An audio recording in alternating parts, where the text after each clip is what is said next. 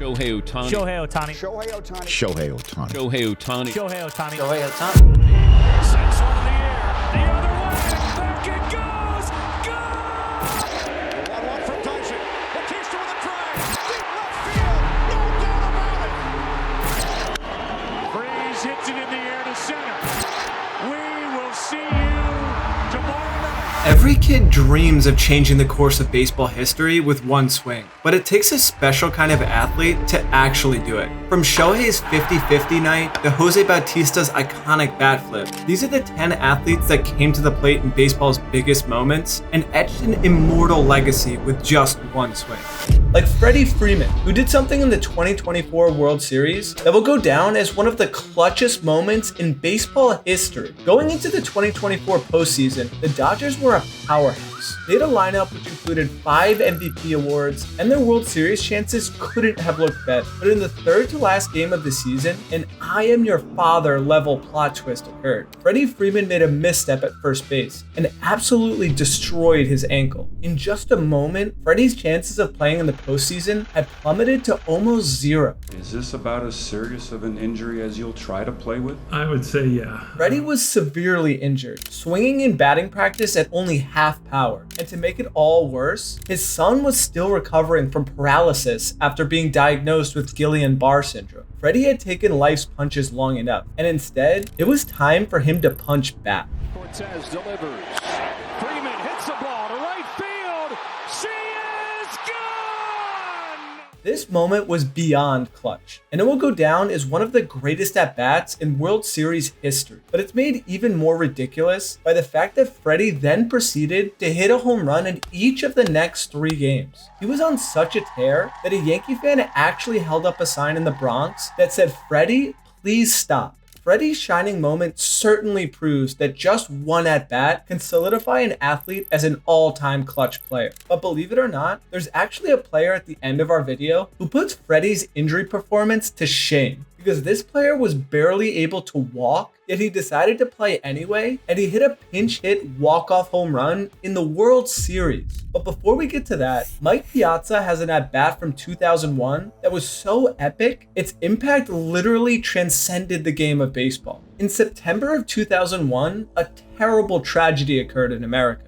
2 planes flew into the Twin Towers and killed nearly 3,000 people. The nation was devastated, and in a time of such immense despair, America, and especially New York City, needed a huge win. On September 21st, 2001, Mike Piazza delivered New York City that win. Lopez wants it away, and it's hit deep to left center. Andrew Jones on the run. This one has a chance. Home run! Mike Piazza! We put a Band-Aid on a big wound, and we help the people forget for a couple of hours, but we'll never forget, that's for sure. Piazza was quoted saying, "When you have a lot of people pulling for you, you can feel it." Baseball is so much more than just bats, cleats, and balls. And there is no better example of that than this legacy-defining at-bat by Piazza. While the next batter's legacy is definitely not that of a Patriot like Mike, his career-defining at-bat is no less legendary. Because in May of 2016, Bartolo Colon did something so epic that it will be remembered by baseball fans until the end of time. When Colon was in the batter's box, he was about as likely to get a hit as Joker 2 was to win Best Picture. During most at-bats, his helmet went farther than the baseball. But it is this absolute buffoonery that made Big Sexy's shining moment all the more insane.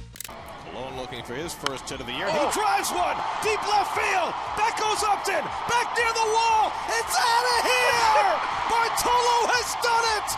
Just one at-bat can change a player's legacy forever. And like Colon, that is exactly the case for our next player, who if not for their big moment, it's likely you nor I would even know his name. David Freese was the poster boy for an average big league player. In 11 seasons, he was an all-star once, hit 113 home runs, and had a career average of 277. To say David sucked would definitely be reaching, but to say that he was ever a team's best player would also be untrue. Freese was like Badger in Breaking Bad. Every once in a while he'd pop on screen and you'd say, "Oh hey, I like that guy." But then he'd disappear for a few seasons and you'd be left wondering what happened to him. That was most likely what would have been the case forever, if not for one at-bat where David rewrote his entire legacy. Freese hits it in the air to center. We We'll see you tomorrow night.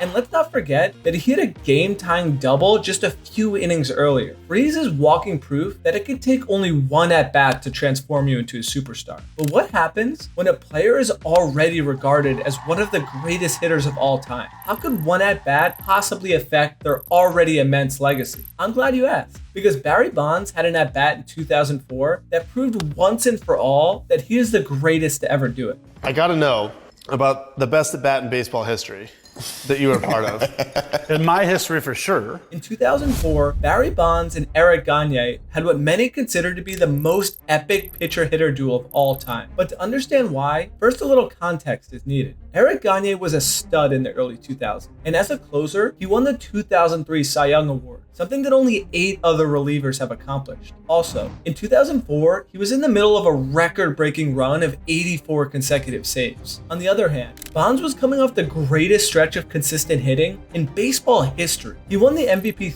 3 times in a row from 2001 to 2003, set the all-time single-season home run record in 2001, and batted with an average OPS of 1.346 over 3 years. That meant that if the stars aligned perfectly, there was a slim chance that in the 9th inning of a Giants-Dodgers game, the greatest hitter to ever walk the earth could face off against the league's most dominant pitcher with the game on the line. On April 16th of 2004, that is exactly what happened.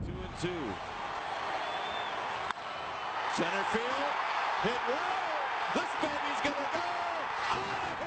The result of this at-bat left no room for ambiguity. Bonds had secured the title of the greatest hitter to ever live. And while the next at-bat on our list isn't quite as iconic, it still marks one of the greatest pitcher-hitter matchups to ever occur. Mariano Rivera is the greatest closer of all time. There is no debate. He has the most saves in baseball history, 5 World Series rings, and more men have walked on the moon than have scored on him during the postseason. As an average batter, getting a hit off Rivera was about as likely as Candace busting Phineas and Ferb. But what if the batter wasn't some average Joe? What if he was the greatest contact hitter in the history of the game? On September 18th of 2009, that exact question was answered. There's a drive. Deep right field. Going back, Swisher. The game was touted as one of the more memorable victories of the season, but the game, more particularly Ichiro's at-bat, symbolizes so much more than just one victory. It symbolizes all of Ichiro's legacy. The at-bat proves that even the best pitcher on earth cannot get Ichiro out if it was his desire to get a hit. And while our next hitter definitely does not possess the similar trait of a contact hitter, Jose Bautista was still able to accomplish more in one at-bat than many players achieve in their entire career. Jose Bautista was one of the most electric players in the 21st century. He was scrappy, he was mean, and he didn't have a problem getting into a fight to prove it. During 2010 and 2011, he was one of the greatest power hitters in the league, but despite hitting nearly 100 home runs in 2 years, he received no MVP awards or real recognition to show for it. If Jose wanted to go down in the record books as an all-time great, he needed to do something extraordinary to prove it. The 1-1 from Dodson. Bautista with a drive. Deep left field. No doubt about it. Jose's home run was described as the bat flip heard around the world and one of the wildest innings in baseball history, which both are descriptions that will remain a part of his legacy forever. While Jose's bat flip was truly one for the ages, its impact on baseball appears non-existent compared to Shohei Ohtani's legacy-defining at-bat. Shohei Ohtani is an era-transforming talent. We all know that. He is essentially to baseball what Neo is to the Matrix, the chosen one. And at his peak, he is a better pitcher than one-time Cy Young Corbin Burns and a better hitter than 2-time MVP Bryce Harper. But what he did in one 2024 at-bat puts both of those accolades to shame. In one night, Shohei did something that forever altered what fans thought was possible. Shohei Ohtani yesterday have the best day in the history of the sport. Greeny, it was the best day in the history of this sport. On September 19th, Shohei became the first player ever to join the 50-50 club and solidified his legacy as the GOAT. That is a legacy which will remain with Shohei eternally, and so will the legacy of our next hitter, because this hitter did something in one at-bat that will be remembered as one of the clutchest MLB moments ever. The MLB has numbers for everything these days, but just 25 years ago, the sport functioned very differently. Back then, general managers signed players based primarily on their flashiness and likability, and less on their statistics. And since the big teams had much deeper pockets than their competition, smaller franchises could never hold on to the league's most desired players. This meant that the only way for a small franchise to succeed was finding hidden value in unorthodox places, and so Moneyball was born. Billy Beane and the Athletics flipped the traditional MLB script entirely. They signed pitchers with weird mechanics, batters that only knew how to get walks, and fielders that would be found on the island of misfit toys. The league cackled and made fun of them, but against all odds, the team actually started to win, and win a lot. In August of 2002, the team was playing so well that they had won 19 consecutive games and sat only one win away from setting the all-time American League record. Athletics fans were ecstatic, and in the 20th game, the team soared to an 11-0 lead, looking as if they might cruise into the history books with ease. Fairy tales are never so simple though, because the Athletics proceeded to implode and give up 11 consecutive runs. With destiny flickering away by the second, the Athletics were in need of a miracle. West right now 3 up on the Angels. Swung on, fly ball, deep right field. They've done it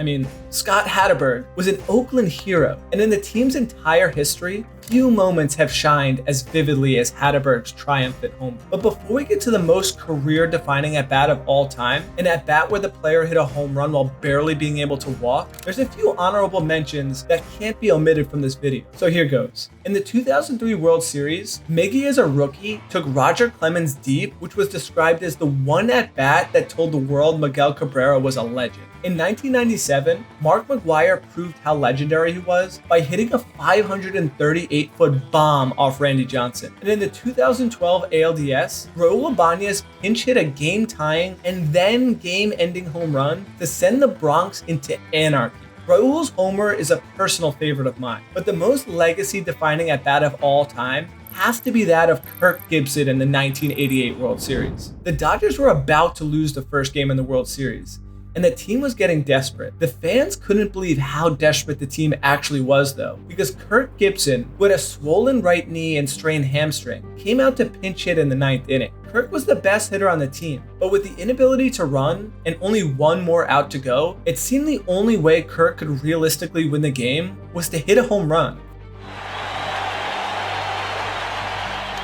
Fouled away.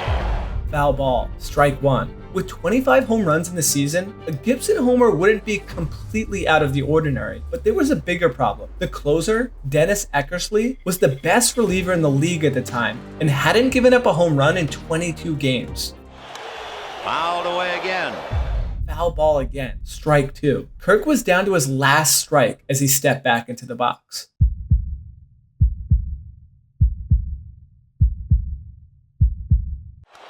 High fly ball into right field. She is gone. This moment marks the most legendary at-bat in baseball history and proves once and for all that to be remembered for eternity, all it takes is one swing. But can a player be forever remembered for a moment other than a legendary at-bat? What if instead of a shining moment of glory, a player is instead remembered for their most awful mistake? Watch our video on the worst ways to lose a baseball game, like Bill Buckner and Luis Castillo have done just that.